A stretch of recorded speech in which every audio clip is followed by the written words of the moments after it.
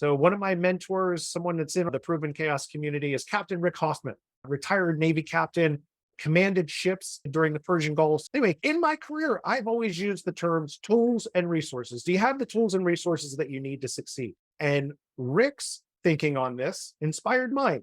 So I thought his description of it was better, which was tools, time, and training. So first off, when I think about tools, there's three elements of this.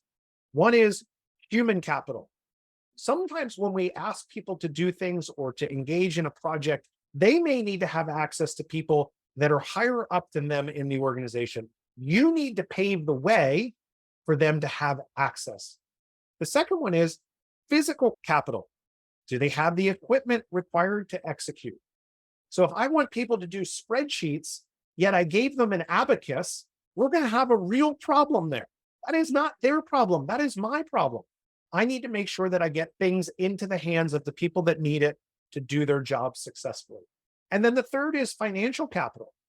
Do they have a budget to solve the problem? Sometimes we have to go outside of the organization and borrow some people's brains where we don't have that intellectual horsepower inside our building. But do they have the financial capital? Do they have access to budgets to help solve the problem? Those are all things that we need to be thinking about when we try and hold people responsible for execution.